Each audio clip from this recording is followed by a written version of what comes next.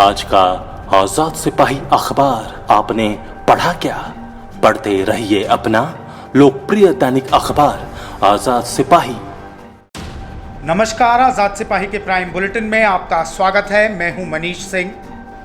आज की प्राइम की खबरें कुछ इस प्रकार हैं। झारखंड में कोरोना विस्फोट, सिमडेगा हॉकी स्टेडियम कंटेनमेंट क्षेत्र घोषित, 11 खिलाड़ी पॉजिटिव, नेशनल जूनियर महिला हॉकी चैंपियनशिप स्थगित।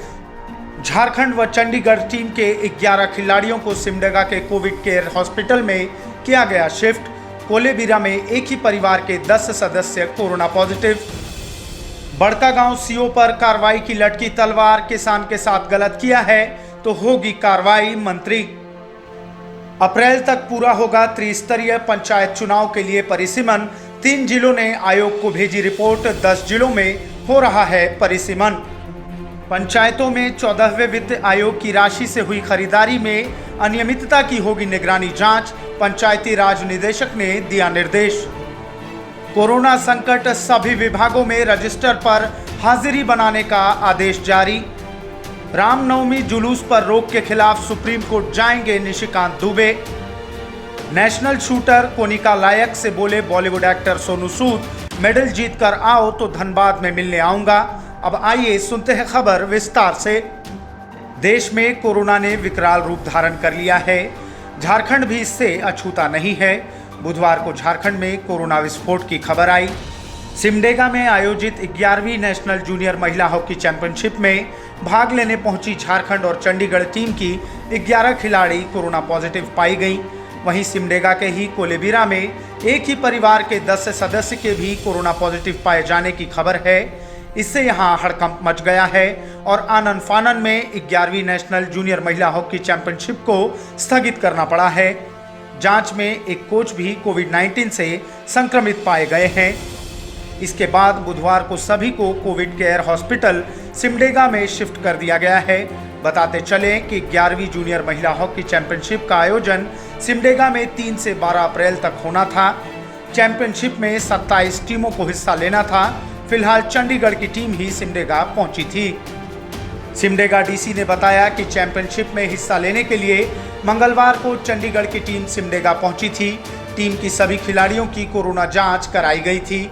इसमें 5 खिलाड़ी कोरोना संक्रमित पाई गई। वहीं झारखंड की टीम से भी 6 खिलाड़ी कोरोना पॉजिटिव मिली। इसके अलावा एक कोच में भी कोरोना संक्रमण की पुष्टि की गई है। एस्ट्रोटर्फ हॉकी स्टेडियम में 12 लोगों में कोरोना की पुष्टि होने के बाद हॉकी स्टेडियम को कंटेनमेंट क्षेत्र घोषित कर दिया गया है। सिमडेगा के एकमात्र एस्ट्रोटर्फ स्टेडियम को सील कर दिया गया है। खिलाड़ियों को आइसोलेट करते हुए सैनिटाइजेशन के आदेश दिए गए हैं। फिलहाल सिमडेगा आने वाली सभी टीमों की खिलाड़ियों की जांच की जा रही है। वहीं अन्य टीम को आने से मना कर दिया गया है। हॉकी झारखंड के अध्यक्ष भोलानाथ सिंह ने बताया कि कोरोना पॉजिटिव रिपोर्ट आने के बाद यह निर्णय लिया गया है। उन्होंने बताया कि सिमडेगा प्रशासन के साथ रायशुमारी के बाद सभी टीम को इसकी सूचना दे दी गई है। उन्होंने कहा, अभी एक ही टीम आई है, इसलिए इसे तत्काल स्थगित करने का निर्णय लिया गया। ज़्यादा टीमों के आने के बाद स्थिति और भी खराब हो जाती। उन्होंने माना कि जो टीमें निकल चुकी हैं उन्हें थोड़ी परेशानी हुई होगी, लेकिन खिलाड़ियों की सुरक्षा से बढ़कर कुछ नहीं है। इस कारण इसे स्थगित करने का निर्णय लिया गया है। जब कोरोना का प्रकोप कुछ कम होगा तब इस टूर्नामेंट को सिमडेगा में ही आयोजित किया जाएगा। हजारीबाग जिले के बड़कागांव थाना क्षेत्र के चंदौल पंचायत में पीड़ित किसान को अंचलाधिकारी द्वारा गाली दिए जाने के मामले को कृषि मंत्री बादल पत्रलेख ने गंभीरता से लिया है। उन्होंने भू राजस्व विभाग के निदेशक करण सत्यार्थी को पूरे मामले की जांच का आदेश दिया है। निदेशक ने कृषि मंत्री को जानकारी देते हुए बताया कि घटना की पूरी जानकारी अपर मुख्य सचिव को दे दी गई है। मंत्री ने कहा कि यदि किसान के साथ अंचलाधिकारी ने गलत व्यवहार किया है तो निश्चित तौर पर कार्रवाई होगी। कृषि मंत्री बादल ने कहा, अधिकारी कोई भी हो, आम जनता के प्रति उनका व्यवहार सरल रहे। हम सभी जनता के नुमाइंदे हैं। हेमंत सोरेन की सरकार में किसी को भी अधिकार नहीं है कि वह आम जनता से गलत व्यवहार करे। बता दें कि हजारीबाग जिले के बड़कागांव थाना क्षेत्र के चंदौल पंचायत में पीड़ित किसान के पुआल में आग लग गई। घटना के बाद भुक्तभोगी किसान ने दूरभाष पर वहां के अंचलाधिकारी से बात की।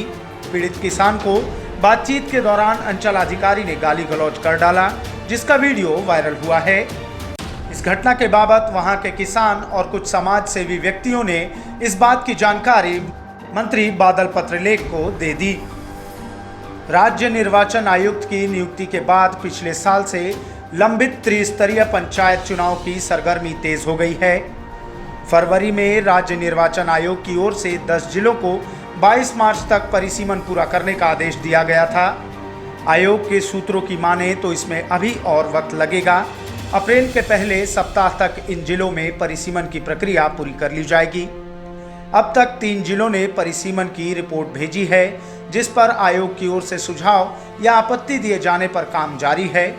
7 अन्य जिलों की ओर से आने वाले सप्ताह तक प्रक्रिया पूरी हो जाने की संभावना है। पलामू, लातेहार, चतरा, कोडरमा, गिरिडीह, साहेबगंज, गोड्डा, पश्चिमी सिंहभूम, हजारीबाग, सरायकेला, खरसावां जिलों में परिसीमन किया जा रहा है।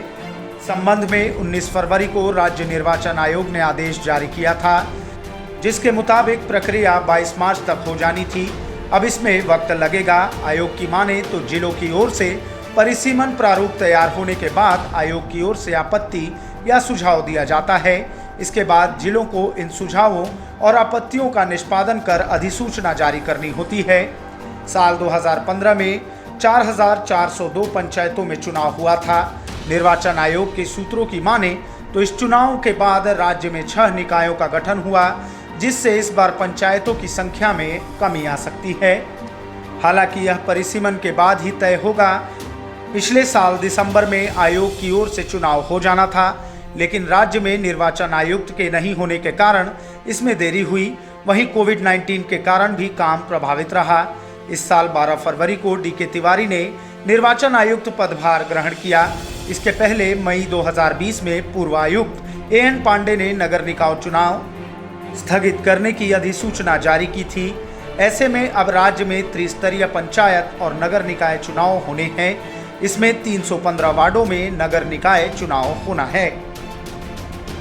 झारखंड की पंचायतों में 14वें वित्त आयोग की राशि से खरीद में हुई अनियमितता के बड़े मामलों की निगरानी जांच कराने का निर्देश दिया गया है। पंचायती राज निदेशक ने इस संबंध में सारे उपायुक्तों को पत्र लिखकर कहा है कि सामग्री की खरीद और निर्माण से संबंधित बड़े मामलों की निगरानी से जांच कराई जाए। इसके साथ ही विशेष ऑडिट भी कराया जाए। उपायुक्तों से कहा गया है कि वे इसका प्रस्ताव भेजें। निदेशक ने इस तरह के मामले में मुकदमा दर्ज करने को भी कहा है, लेकिन बड़े मामलों पर निगरानी जांच की आवश्यकता बताई है।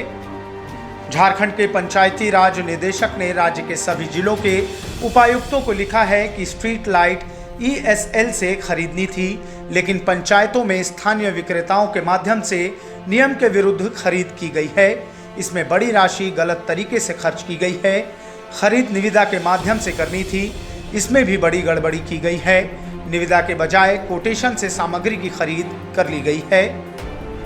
यह तय किया गया है कि 1.50 लाख रुपए से अधिक मूल्य की सामग्री निविदा से खरीदनी है, लेकिन कई मामलों में योजना को छोटे छोटे पार्ट में बांटकर राशि कम कर दी गई है और कोटेशन से खरीद कर ली गई। वहीं निर्माण कार्य में भी गड़बड़ी की गई है।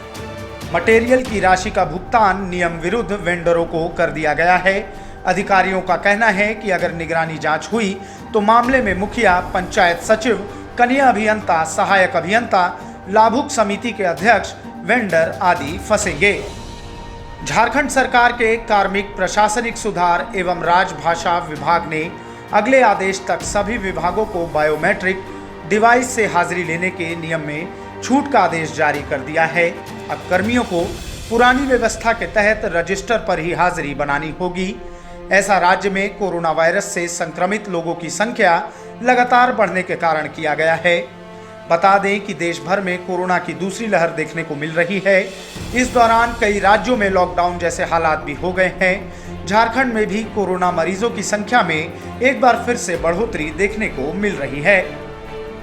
कोरोना के बढ़ते मामलों को देखते हुए झारखंड सरकार ने रामनवमी जुलूस सहित ऐसे तमाम आयोजनों पर रोक लगा दी है जिसमें भीड़ जुटने का अंदेशा हो। इस बीच रामनवमी जुलूस को लेकर सियासत शुरू हो गई है। भाजपा सांसद निशिकांत दुबे ने इस मामले को लेकर सुप्रीम कोर्ट में जाने की बात कही है। उन्होंने झारखंड सरकार के इस फैसले से असहमति जताते हुए कहा कि सारे विरोध के बावजूद जब मैंने बाबा धाम देवघर का मंदिर सुप्रीम कोर्ट से आदेश लेकर खुलवा दिया तो रामनवमी जुलूस निकालने की अनुमति के लिए भी सुप्रीम कोर्ट जाऊंगा। उन्होंने कहा कि इसी बात पर सीएम हेमंत सोरेन से लड़ाई लड़कर मैं और मेरा परिवार 22 केस लड़ रहा है और बाबा की कृपा से विजय भी मिल रही है। उन्होंने सवाल उठाया कि यदि मधुपुर विधानसभा उपचुनाव के लिए चुनावी रैली हो सकती है तो फिर रामनवमी का जुलूस क्यों नहीं निकल सकता है। उन्होंने कहा कि यदि पूजा समिति रामनवमी का जुलूस निकालने के लिए इच्छुक होगी तो हम लोग इसका समर्थन करेंगे।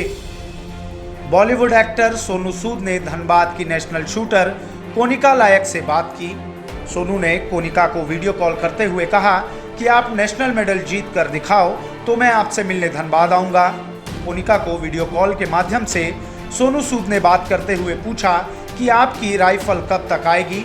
इस पर कोनिका ने बताया कि मई के अंतिम हफ्ते तक राइफल आने की संभावना है। वहीं ट्रेनिंग के बारे में कोनिका ने बताया कि वह जून से कोलकाता जाकर ट्रेनिंग लेगी। सोनू ने कोनिका से कड़ी मेहनत करते हुए मेडल लाने का लक्ष्य दिया। कोनिका ने भी वादा किया कि वह बेहतर प्रदर्शन कर नेशनल लेवल पर मेडल लाने की पूरी कोशिश करेगी। सोनू ने कोनिका की मां और घर वालों से भी बात की। बताते चले कि धनबाद की नेशनल लेवल की शूटर कोनिका को राइफल खरीदने में सोनू सूद ने मदद की है। यहां तक कि कोलकाता में ट्रेनिंग की भी व्यवस्था सोनू सूद की ओर से की गई है। आज के प्राइम में बस इतना ही। आगे की न्यूज अपडेट्स जानने के लिए देखते रहिए आजाद सिपाही।